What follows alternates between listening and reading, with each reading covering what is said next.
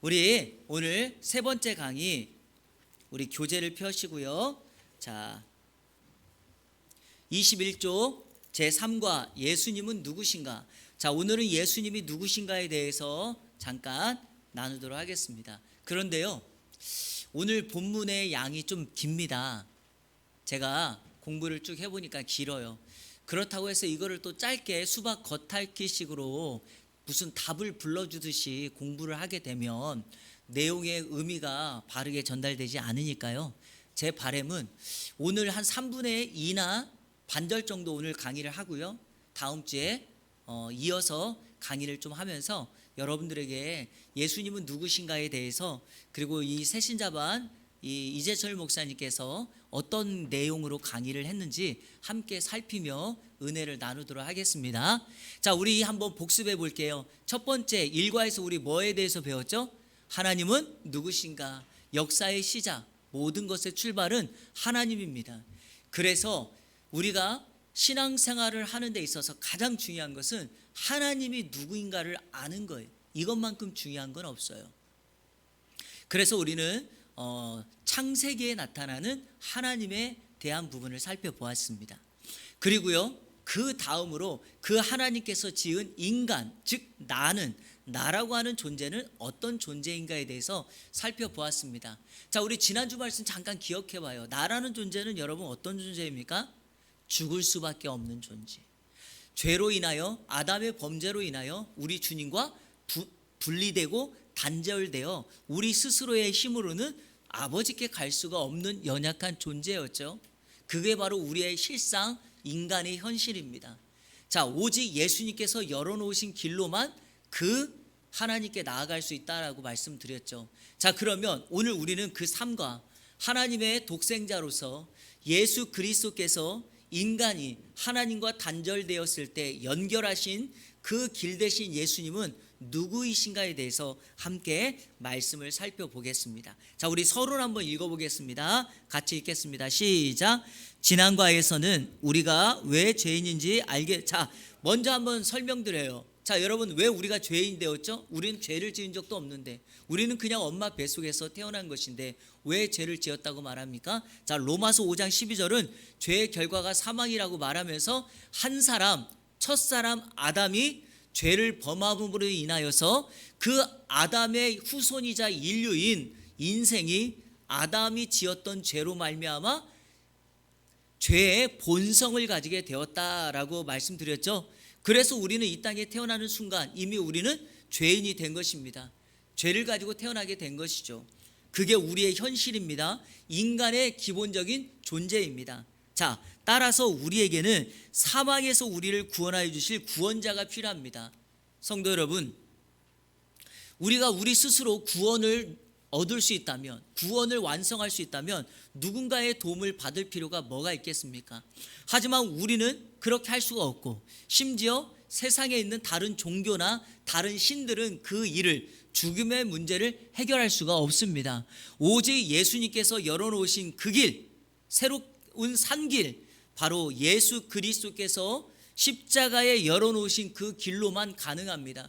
그래서 우리는 구원자가 필요하는데 바로 그 예수님께서 우리의 구원자라는 것이죠. 자, 그렇다면 질문합니다. 예수님께서 우리의 구원자가 되시는 이유는 무엇인가? 그리고 왜 예수님만 우리의 구원자가 되실 수 있는가? 왜 예수님께서는 십자가에 못 박혀 비참하게 피 흘리며 돌아가시지 않으면 안 되었는가? 이 질문은 이겁니다. 왜 다른 사람은 구원자가 될 수 없고, 아니 좋다 이거예요. 예수님이 구원자가 되신다는 거 좋은데 왜 고상한 방법, 다시 말해서 좀 멋지게 보여지는 그런 방법이 아니라 왜 예수님을 꼭 십자가의 죽음으로, 피 흘림으로 우리의 구원을 이루었는가? 도대체 다른 방법은 없는 것인가? 바로 그 말입니다. 자, 이 같은 질문에 대한 정확한 이해는 대단히 중요합니다. 그것은 주님에 대한 믿음과 사랑을 더욱 깊게 해줄 것이며, 이단의 마수, 자, 이게 이단이 딱 우리를 걸어뜨리는 손이죠. 마수로부터 우리를 보호해 줄 것입니다. 그렇습니다, 여러분.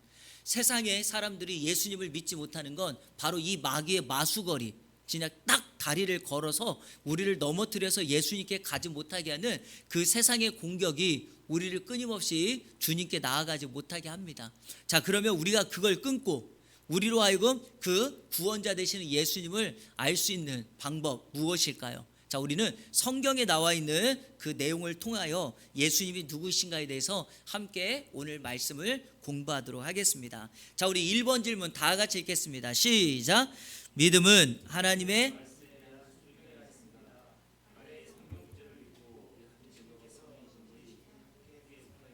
자, 밑줄 한번 먼저 그실래요? 믿음이 뭐예요? 하나님의 말씀에 대한 순종입니다. 자, 그러면 우리가 믿음의 대상으로, 즉 하나님의 말씀에 대한 순종으로 그 말씀에 기록하고 있는 예수님을 믿어야 되는데, 우리가 믿어야 될 예수님은 어떤 분인가? 자, 오늘 성경 구절 4개에서는 예수님이 어떤 분인가를 우리에게 소개하고 있습니다. 자, 우리 마태복음 1장 16절. 자, 우리 빨리 성경을 찾아서 같이 읽겠습니다. 마태복음 1장 16절. 자, 다 같이 읽겠습니다. 마태복음 1장 16절 시작. 야곱은 마리아의 남편 요셉을 낳았으니 마리아에게서 그리스도라 칭하는 예수가 나시니라. 자, 본문은 예수님을 누구라고 말합니까? 이렇게 말하죠. 마리아에게서 누가 났다? 그리스도라 칭하는 예수가 났다. 그러니까 예수님은 누굽니까? 그리스도입니다. 그리스도, 헬라 말로는 크리스토스. 자, 이 말이 히브리 말로는 메시아라는 말이죠. 메시아. 여러분, 그리스도 메시아라는 뜻이 무엇입니까? 바로 구원자라는 말입니다. 그러니까 예수님은 누구인가? 예수님은 우리의 구원자이십니다. 믿으십니까? 자, 그러면 왜 예수님만 그 같은, 즉 구원자가 되실 수 있는가? 이유가 뭘까요? 왜냐하면 본질적으로 예수님만이 우리를 죄의 굴레에서 구원할 수 있는 분이기 때문이죠. 자, 우리 동일한 마태복음 1장 21절 적어놓으세요. 마태복음 1장 21절 같이 한번 읽어보겠습니다. 마태복음 1장 21절 시작. 나으리니 이름을 예수라 하라. 이는 그가 자기 백성을 그들의 죄에서 구원할 자임이라. 자, 이름을 예수라고 말하라 라고 말하면서 그 예수의 뜻이 뭐예요? 이름의 뜻이 자기 백성을 죄에서 구원할 자. 여러분, 이 예수, 뭐 영어로는 지저스, 아니면은 뭐 히브리 말로는 호세아, 여호수아 다 같은 뜻이거든요. 그게 다 구원자라는 뜻이죠.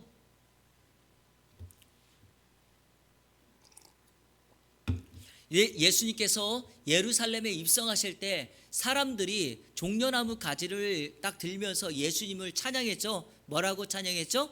호산나, 호산나 이렇게 찬양했죠. 호산나 뜻이 바로 구원하소서 이런 뜻이거든요. 호산나, 여기서 나온 발음, 이 단어가 바로 뭐예요? 호제나, 바로 호세아, 제수와 여호수아, 이게 다 같은 뜻이에요. 그래서 구원자라는 말입니다. 예수님만이 우리를 죄의 굴레에서 해결할 수 있는 유일한 구원자이시며, 자, 두 번째, 예수님만이 하나님께서 정하신 속죄양이기 때문이죠. 여러분, 이게 가장 중요한 거예요. 자, 우리 요한복음 1장 29절 보겠습니다. 요한복음 1장 29절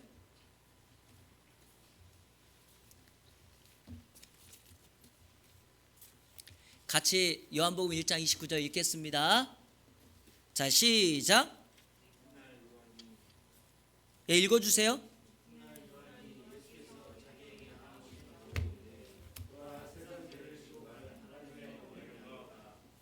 자, 여기 보니까 요한이 예수께서 자기에게 나오심을 보고 이르되 보라, 세상 죄를 지고 가는 하나님의 어린 양이라 그랬죠. 왜 세상 죄를 지고 갑니까? 예수님만이 하나님께서 정하신 유일한 속죄 양이기 때문이죠. 자, 그러니까 여러분, 예수님만이 우리의 뭐가 되어질 수 있다? 구원자가 될 수 있다라는 말씀입니다. 자, 이 속죄양에 관련돼서는요, 다음에 6월절 설명할 때 제가 설명을 드리도록 하겠습니다. 자, 넘겨보십시오. 자, 그러니까 예수님은 우리의 뭐다?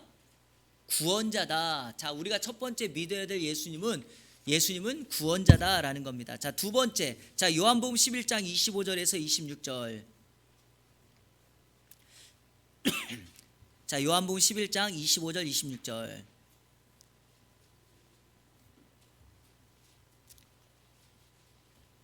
자, 같이 읽겠습니다. 시작. 예수께서 이르시되 나는 부활이요 생명이니 나를 믿는 자는 죽어도 살겠고 무릇 살아서 나를 믿는 자는 영원히 죽지 아니하리니 이것을 내가 믿느냐. 자, 예수님은 어떤 분입니까? 부활자죠. 부활하신 분이에요. 예수님은 본인 스스로가 이렇게 말합니다. 나는 부활이고 생명이다.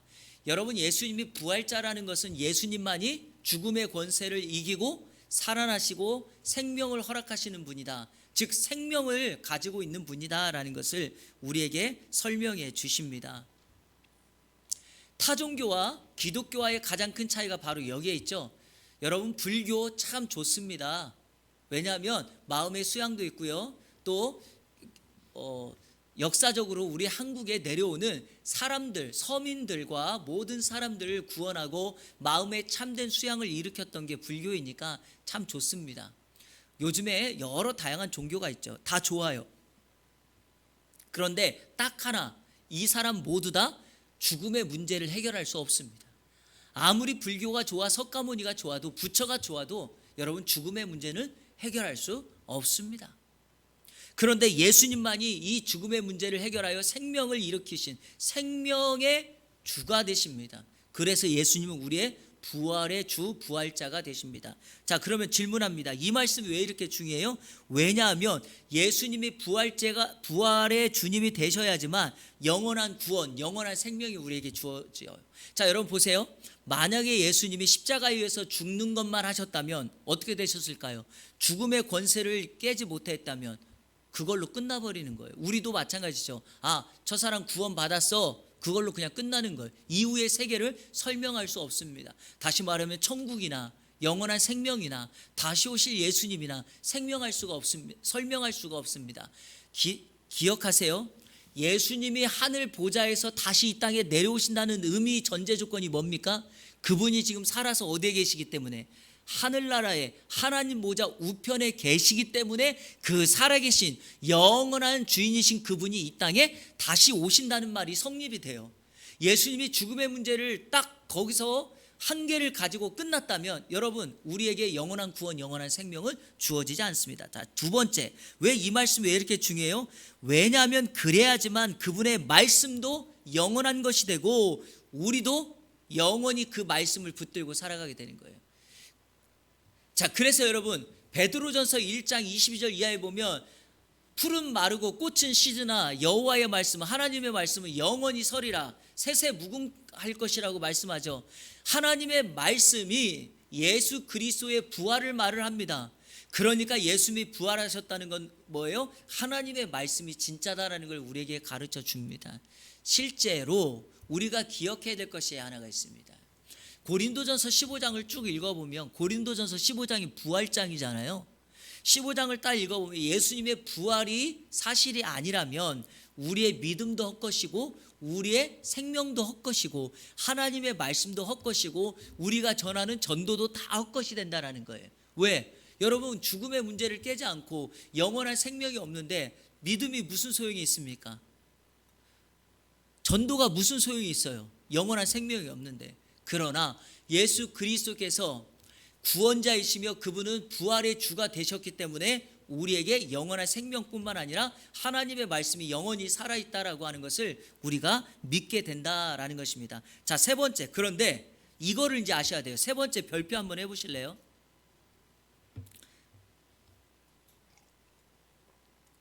자, 3번 예수님께서 부활하신 증거가 무엇입니까? 여러분 부활의 증거가 있어야 되잖아요. 첫 번째 뭐가 증거입니까? 오늘날까지도 모든 인류 오고 오는 세대가 예수 그리스도의 이름을 믿음으로 구원을 얻는다는 거, 이게 첫 번째 증거예요. 우리가 새 생명을 얻는 거는요 예수님이 부활하셨기 때문에 가능한 거예요. 만약에 예수님이 부활하지 않으셨다면 죽음의 권세에서 머물러 계셨다면 이 땅에 예수 그리스도 이후에 오고 오는 모든 세대는 새 생명을 얻을 수 없습니다. 맞죠? 자, 두 번째 증거가 있습니다. 이제 보편적으로 우리가 가장 많이 말하는 증거, 바로 무덤이 없다는 거예요. 예수님의 무덤이 없습니다, 여러분. 예수님의 무덤은 비었습니다. 무덤이라고 하는 건 뭐죠? 죽은 시신을, 죽은 사람을 안장하는 거죠. 그래서 우리가 묘라고 말을 하죠. 우리나라에도요 매우 많은 지역마다 왕릉, 어떤 묘가 있습니다. 왕릉이 뭐예요, 여러분? 왕의 무덤이죠. 그러니까 왕의 시신이 거기 들어가 있다는 거잖아요. 자, 이처럼 무덤이 있다는 것은 누군가가 죽어서 그 증거의 사실로 뭐죠? 이 사람은 죽었다라는 것을 알리는 건데 예수님에게는 무덤이 없습니다. 자, 우리 참고로 고린도전서 15장 3절 4절 한번 찾아봐요. 자, 고린도전서 15장 이거는 한번 찾아보세요. 고린도전서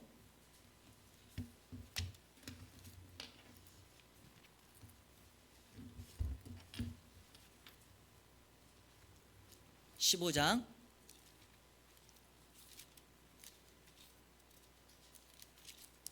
자, 같이 읽겠습니다. 시작. 내가 받은 것을 먼저 너에게 전하였노니 이는 성경대로 그리스도께서 우리 죄를 위하여 죽으시고 장사 지낸 바 되셨다가 성경대로 사흘 만에 다시 살아나사 5절에 보니까 게바에게 보이시고 그랬죠. 자, 여러분 여기 3절과 4절에 반복되어 있는 단어가 하나가 있죠.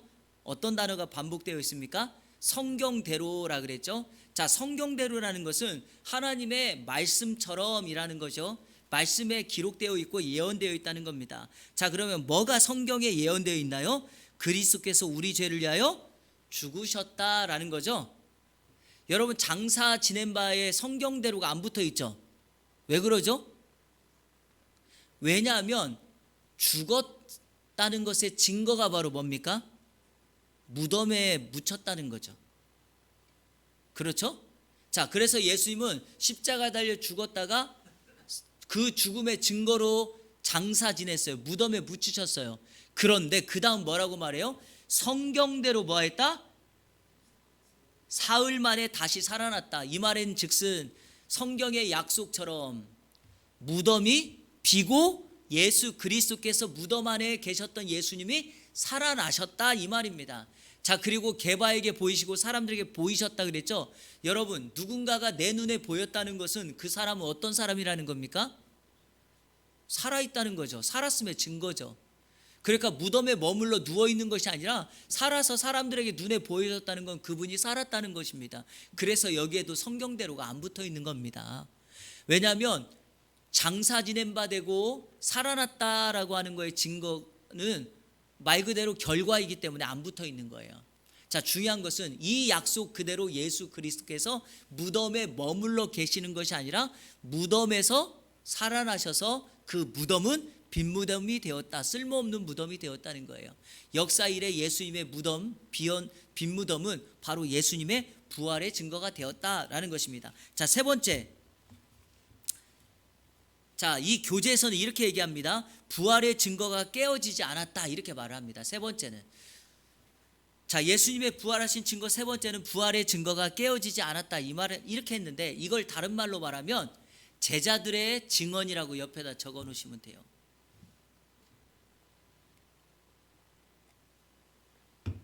부활의 증거가 깨어지지 않았다 이 말을 제자들의 증언이라고 말할 수 있어요. 자, 여러분 한번 물어볼게요.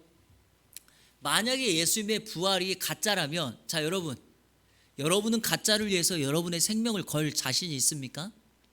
가짜는 거짓은 다 팔로 나게 돼 있습니다. 탈로가 나요. 그런데 여러분 그거를 위해서 생명을 걸겠냐고요. 그것도 한 사람이 아니라 예수님의 직접적인 제자들부터 시작해서 그의 복음을 바랐던 초대교회 순교자들 그리고 오늘날까지라도 아니 우리나라의 복음을 전했던 선교사님들과 초기 신앙인들까지 이 예수님의 부활을 지키느라 자신의 생명을 다 내걸었습니다. 여러분 이것이 가짜라면 가짜의 거짓 진리의 생명을 걸 이유가 뭐가 있겠습니까? 이 부활의 증거는 깨어지지 않습니다. 진리이고 영원하기 때문에 이 진리에 우리의 생명을 걸 가치가 있는 것입니다. 바로 그 예수 그리스도의 부활의 영원한 생명에 제자들이 자신의 생명을 걸었다라고 하는 사실이죠. 그러니까 그것이 진짜라는 것을 알 수가 있습니다. 이재철 목사님 교재에 보면 척 콜슨 아니면 찰스 콜슨이라고 하는 사람이 있어요. 이 사람이 참 그 유명한 크리스찬 중에 한 사람인데 이 사람이 그 워터게이트 사건 때 이 나라의 대통령 옆에서 일을 하던 사람인데, 이게 나라가 문제가 생겨가지고 잘못된 결정을 한 거예요. 근데 그 밑에 있는 모든 공직자들이 그거를, 그 잘못을 숨기기 위해서 다 입을 조심하고 입을 다물었던 거예요. 그래서 완전 범죄를 꿈꿨거든요. 근데 여러분 보세요. 한 사람이 아니라 많은 사람들이 거짓을 진실처럼 여기려고 하다 보니까 나중에 검사를 하는데, 그러니까 이렇게 조서를 하는데 이 사람 말과 저 사람의 말이 하나씩 달라지기 시작하는 거예요. 그래서 걸린 거예요. 이 척홀슨이라고 하는 사람이 감옥에 갔다가 그 감옥에서 주님을 만나게 된 거예요. 그리고 미국 사회에 정말 훌륭한 크리스찬이 되어서 러빙 갓이라는 책부터, 감옥에서의 스토리를 다룬 책부터 시작해가지고 그 이야기를 이 사람이 쭉 쓰는데, 이 사람이 러빙 갓이라는 책에다 이 부활의 주님을 이렇게 소개하는 거예요. 자신의 경험을 비춰서 이렇게 거짓했다가 목숨을 걸려고 하다 보니까 탈로 나가지고 할 수가 없다라는 거예요. 그러니까 거짓은, 잘못된 거짓 진리를 생명을 걸고 말할 수 있는 사람은 아무도 없다는 거예요. 그런데 자기가 믿음 생활을 해보니까 예수님의 부활은 진짜이기 때문에 그 진리에 내 생명을 걸어도 가치가 있다라는 것을 그가 고백한 것입니다. 성도 여러분, 마찬가지입니다. 예수님이 구원자 메시아이며 예수님이 우리의 부활의 주가 되신다라고 하는 이 사실은 변함이 없습니다. 그러므로 이 예수님께 우리의 생명을 걸어도 우리의 영원한 생명은 가치 있게 빛나게 될 줄로 믿습니다. 자, 세 번째, 마태복음 16장 13절 우리 같이 읽겠습니다. 마태복음 16장, 자, 마태복음 16장 13절. 자, 여기서는 예수님을 뭐라고 말하는가? 자, 13절 같이 읽겠습니다. 시작. 예수께서 빌립보 가이사랴 지방에 이르러 제자들에게 물어 이르되 사람들이 인자를 누구라 하느냐? 자, 예수님이 제자들에게 이렇게 묻습니다. 제자들아, 사람들이 나를, 인자를 누구라 하느냐 그러죠. 자, 예수님은 자신을 뭐라고 불러요? 인자라고 부릅니다. 여러분, 인자가 뭐예요? 사람 인자, 아들 자자를 써서 사람의 아들입니다. 그러니까 예수님은 어떤 분인가? 참 인간이라는 거죠.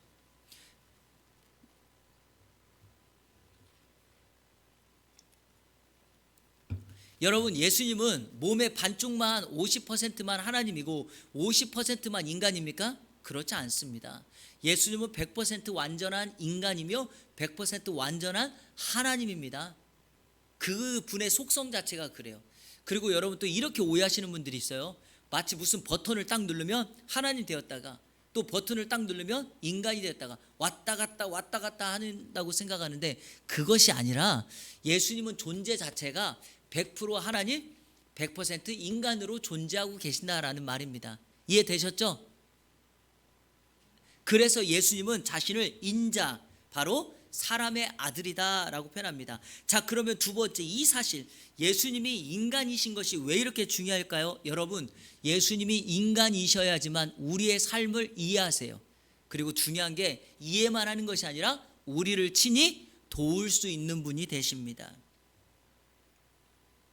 자, 이것을 바꿔 말하자면 예수님이 인간이셔야지만 우리를 구원할 수 있다라는 것입니다. 성도 여러분, 예수님이 하나님으로만 존재한다면 인간의 아픔과 연약함을 다 이해할 수 있겠나요? 그럴 수 없겠죠. 자, 우리 히브리서 2장 18절 한번 읽어보겠습니다. 히브리서, 신약성경 히브리서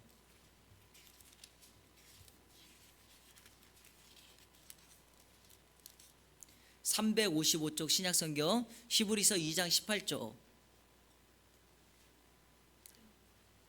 같이 읽겠습니다. 히브리서 2장 18절 시작. 그가 시험을 받아 고난을 당하셨은즉 시험 받는 자들을 능히, 그렇습니다. 여러분, 예수님이 인간이 되셔서 인간이 당할 시험을 당해 보셨고 인간이 당할 수 있는 고난을 당하셨기 때문에 그 마음을 아시기에 우리를 능히 뭐 할 수 있다? 도우실 수 있다라는 것입니다. 그분이 인간이 되셔야지만 우리 인간에 대한 구원의 대상을 이해하고 도울 수 있다. 자, 3번. 그와 같은 예수님의 삶은 우리와 어떤 관계가 있습니까? 첫 번째, 기억. 예수님은 우리를 공감적 이해하세요. 공감적 이해. 자, 이거는 우리가 다시 히브리서 4장 한번 읽겠습니다. 자, 우리 4장 15절을 적어 놓으시고요. 히브리서 4장 15절 같이 읽겠습니다. 시작. 우리에게 있는 대제사장은 우리의 연약함을 동정하지 못하실 리가 아니요. 자, 여러분, 동정하지 못하실 리가 아니요, 이 말은 동정한다는 거예요? 동정하지 않는다는 겁니까? 동정한다는 거죠. 예수님은 우리를 동정하시는 분이에요. 같은 마음을 가지고 도울 수 있는 분이에요. 그 이유가 뭡니까? 모든 일에 우리와 똑같이 시험을 받았기 때문입니다. 자, 우리 공부했죠. 마태복음 4장 1절부터 11절. 예수님은 공생애를 시작하시기 전에 세례 요한에게 세례를 받으시고 광야에서 40일을 금식한 다음에 뭐 하셨죠? 시험 받으셨습니다. 여러분, 구원자이시며 메시아이신 그분이 굳이 시험 당할 이유가 뭡니까? 왜냐하면 그분은 우리와 똑같은 인간이기 때문에 그분이 똑같이 우리가 당하는 시험 당함을 그분은 당하신 거예요. 그래서 인간의 형편과 상황과 모든 것을 다 이해하시고, 자, 여기 두 번째 니은이 바로 뭐예요? 육체를 지닌 인간의 연약함을 돕는 자가 될 수 있다는 거예요. 우리의 형편을 아는 사람이 돕는 겁니다.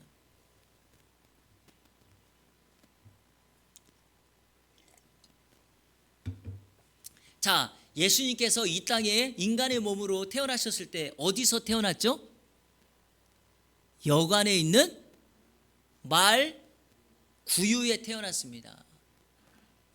여러분, 마구간의 말 구유가 뭡니까?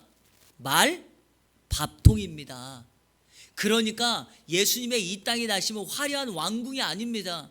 화려한 침대가 아니라 가장 낮은, 인간의 가장 밑바닥에 놓일 수 있는 그 자리에 태어나시고, 그때부터 예수님은 인간의 연약함과 인간의 한계를 가지시고 자신의 생애의 모든 기간을 보내시다가 그가 마지막 십자가에 달려 죽으심으로 구원자로서의 그 사역을 완성하시는 그 과정까지 예수님은 인간의 가장 밑바닥, 그래서 예수님의 사역을 한번 가만히 보세요. 성경의 기록.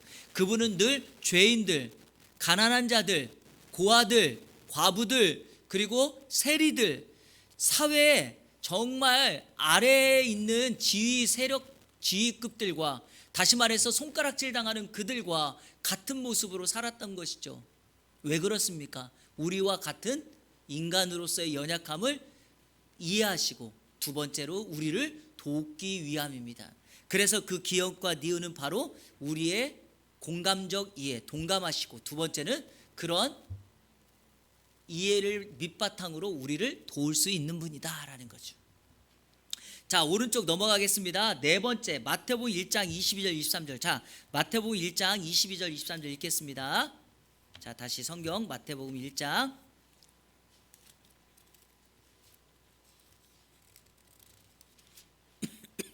22절 23절 같이 읽겠습니다. 시작. 이 모든 일이 된 것은 주께서 선지자로 하신 말씀을 이루려 하심이니, 이르시되 보라, 처녀가 잉태하여 아들을 낳을 것이요 그의 이름은 임마누엘이라 하리라 하셨으니, 이를 번역한즉 하나님이 우리와 함께 계시다. 아멘. 본문은 예수님을 누구라 하십니까? 임마누엘이라 합니다. 그런데 여러분, 임마누엘의 뜻이 뭐예요? 하나님이 우리와 함께 계시다. God with us. 하나님이 우리와 함께 계시다. 그러면 여러분, 네 번째 마태복음 1장 22절에서 23절에서 말씀하신 예수님은 어떤 분이십니까? 누구십니까? 참 하나님이라는 뜻이죠. 우리와 함께 하시는 하나님. 그분은 제가 지난주에도 말씀드렸지만 시간이나 장소에 제한받는 분이 아니라, 하나님은 영원히 살아계셔서 시간과 장소를 초월하시며 자연세계를 지금도 통치하시며 우리에게 떠나지 아니하시고 함께 하시는 하나님, 그게 바로 참 하나님이라는 거죠. 바로 예수님이 그렇다는 겁니다. 자, 이 사실이 왜 중요하죠?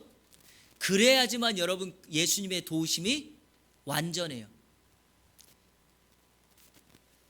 한번 물어볼까요? 예수님이 우리를 구원했는데 그 구원이 부족하다. 그러면 여러분 우리의 구원이 완성이 됩니까? 안 되겠죠.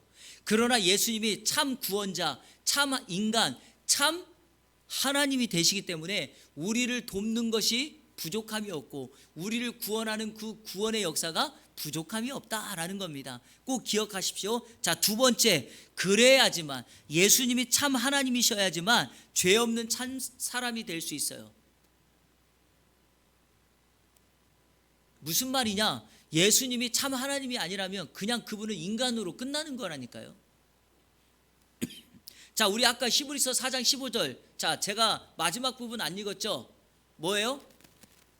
우리에게 있는 대제사장은 우리의 연약함을 동정하지 못하실 리가 아니요 한결같이 우리와 같이 시험을 받은 자로 돼. 그 다음 뭐예요? 뭐는 없다? 죄는 없다. 왜 그럴까요? 그분이 하나님이기 때문에 그래요. 여러분, 죄라는 말은 인간이라는 말이에요. 인간이라는 말의 의미는 내가 죽을 수밖에 없는 죄인이다 라는 뜻이죠. 그런데 그분이 참 하나님이라는 것은 그분은 죄가 없다는 거예요. 그래서 그분이 죄인을 책임질 수 있는 겁니다. 그분이 참 하나님이 되셔야지만 그분이 죄 없는 사람을 책임질 수 있다. 자, 그러면 그래서 그분이 우리에게 무엇이라고 말씀하십니까? 자, 성경 구절 하나 적어놓으세요. 마태복음 11장 28절. 마태복음 11장 28절. 자, 여러분 이 구절 다 아시죠? 수고하고 무거운 짐진 자들아 다 내게로 오라. 내가 너희를. 그래서 여러분 예수님이 이 말씀 하신 거예요. 그분은 참 하나님이기 때문에 그분께 나아오는 모든 사람들은 어떤 세상의 짐을 가지고 있더라도 우리 주님께서 그 사람을 쉬게 할 것이다. 기억하십시오. 우리가 주님 앞에 나오면 그분은 우리를 반드시 쉬게 하실 것입니다. 그래서 어떤 상황, 어떤 환경 속에서도 예수님께 나아오는 저와 여러분 되시기를 주님의 이름으로 축원합니다. 그래서 이렇게 성경은 명령합니다. 오라, 내가 너희를 쉬게 할 것이다. 그런데 여러분 보세요. 와가지고 예수님의 쉼을 얻은 사람에게 예수님이 또 하시는 말씀이 하나 있죠. 뭐죠? 가라 이겁니다. 가라. 어디로요? 세상으로, 일터로, 가정으로 가라. 그러면 주님이 뭐 하겠다는 거예요? I will with you. 내가 너와 함께 할 것이다. 그래서 여러분 예수님은 우리에게 오라고 말하면서 뭐라고 약속해 주세요? 내가 너희를 쉬게 할 것이다. 예수님이 우리에게 가라고 명령하시면서 뭘 약속해 주세요? 내가 너를 떠나지 않고 항상 함께 하겠다. 이것이 참 하나님만이 우리에게 주실 수 있는 약속입니다. 자, 여기까지 우리 네 가지 예수님은 누구신가에 대해 살펴보았습니다. 정리합니다. 예수님은 누구십니까? 첫째로 예수님은 말해보세요. 그리스도. 무슨 뜻이에요? 우리의 구원자. 두 번째 예수님은 어떤 분이세요? 부활의 주, 부활자. 세 번째 예수님은 어떤 분이세요? 참 인간. 네 번째 예수님은 어떤 분이에요? 참 하나님. 여러분, 우리가 믿어야 될 예수님은 바로 이러한 분입니다. 이해되셨죠? 오늘 공부를 통해서 여러분에게 한 가지 부탁드리고 싶은 것이 있어요. 이 예수님에 대한 것을 결단코 놓치지 마세요. 앞으로 어떤 시간이 오고 어떤 공부를 해도 여러분들이 이것만큼은 놓치지 마세요.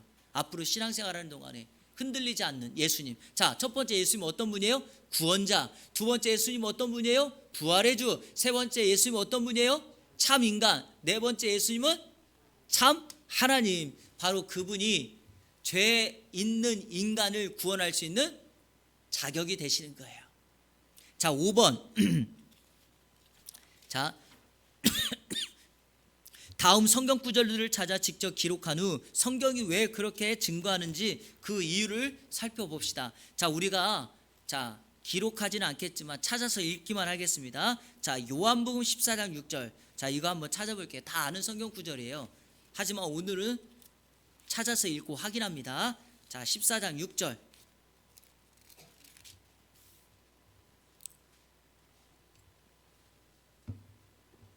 자, 그 이유를 생각해 봐야 돼요. 자, 같이 읽겠습니다. 요한복음 14장 6절 시작. 예수께서 이르시되 내가 곧 길이요 진리요 생명이니 나로 말미암지 않고는 아버지께로 올 자가 없느니라. 자, 성경에다 밑줄 그으세요. 길, 진리, 생명.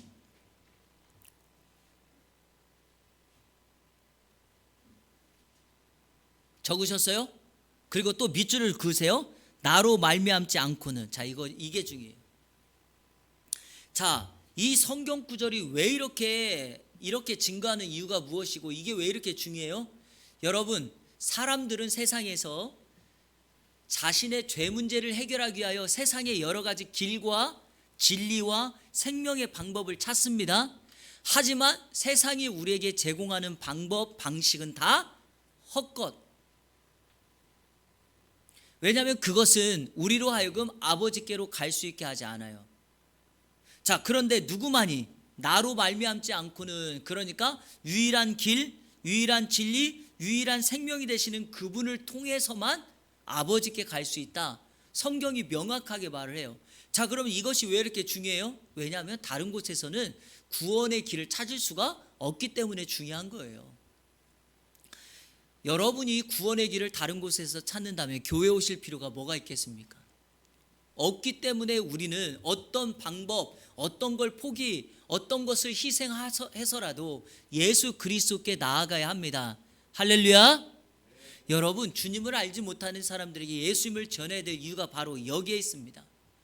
자신이 가지고 있는 방식과 힘의 논리에 따라 그들은 그것을 의지하며 살아가겠지만 결단코 돈, 물질, 힘, 지식, 어여쁨, 잘생김, 가지고 있는 여러 가지 힘의 조건들로 우리는 아버지께로 나아갈 수 없습니다. 우리 하나님이 열어놓으신 유일한 길은 예수 그리스도를 통해서만 갈 수 있음을 꼭 기억하시길 바랍니다. 자, 또 하나 사도행전 4장 12절. 자, 오늘은 여기까지 하면 될 것 같은데요. 자, 사도행전 4장 12절.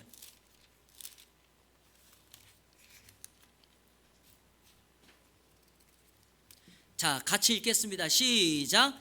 다른 이로서는 구원을 받을 수 없나니 천하 사람 중에 구원을 받을 만한 다른 이름을 우리에게 주신 일이 없음이라 하였더라. 여러분, 사람도 방법도 주님밖에 없어요. 세상에서 다른 이름으로는 구원받을 수가 없습니다. 집에 들어갈 때 여러분, 요즘에 이렇게 마스터키 같은 거 아니면 버튼식 그 잠금 장치 있잖아요. 그리고 열쇠로 열든지 모든 것은 거기에 맞는 열쇠, 거기에 맞는 번호, 거기에 맞는 인식 다 필요한 겁니다. 다른 걸로는 안 됩니다. 다시 말해서 구원이라는 것도 마찬가지입니다. 구원의 문을 열 수 있는 유일한 것은 예수 그리스도, 그분의 이름, 그분의 십자가의 능력, 그분의 십자가의 권세, 이거밖에 없습니다. 우리가 아무리 세상에서 착한 일을 많이 하고 누군가를 위해 희생한다고 한들 그것이 다른 사람들에게 적지 않은 감동은 줄 수 있겠지만 구원은 줄 수 없다니까요. 내가 위대한 일을 감당해도 세상에 내 이름 석자는 남길 수 있지만 내 이름 석자가 세상 사람들에게 이러한 일을 했던 사람이라고 추억은 할 수 있지만 내 이름이 구원을 만들어내는 이름은 아닙니다. 오늘 성경 요한복음 14장 6절, 사도행전 4장 12절은 분명하게 우리에게 말합니다. 구원을 이룰 수 있는 유일한 방법, 구원을 이룰 수 있는 유일한 이름, 바로 예수 그리스도께서 열어놓으신 그 길, 예수 그리스도 오직 그 이름 한 분, 이 두 가지, 그러니까 이 예수님이 열어놓으신 그 길로만 우리는 생명의 길을 향하여 나아갈 수 있다. 그러면 자, 이제 정리합니다.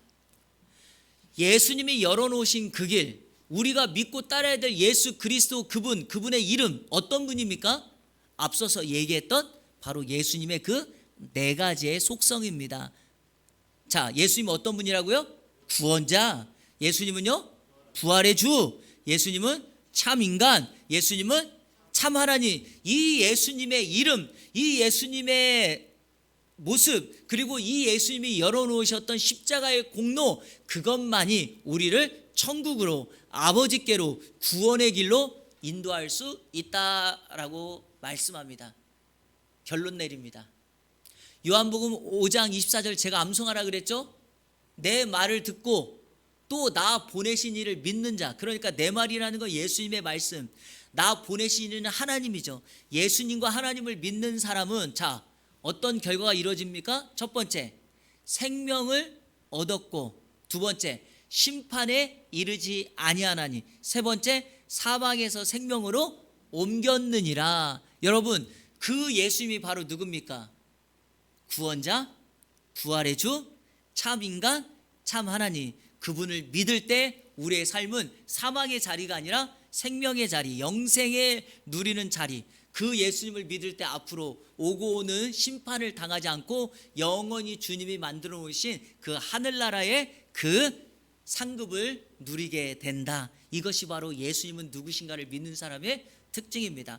자, 넘겨보시면은요, 2번부터 이제 그 예수님이 행하신 그 죽음에 대한 설명이 이렇게 길게 되어 있습니다. 내용이 길어서 오늘 반절만 하고 다음 주에 이어서 24페이지부터 공부하도록 하겠습니다. 이 예수님이 저와 여러분의 유일한 구원자가 되심을 믿고 이번 한 주간도 이 예수님을 증거하며 사는 저와 여러분 다 되시기를 주님의 이름으로 축원합니다.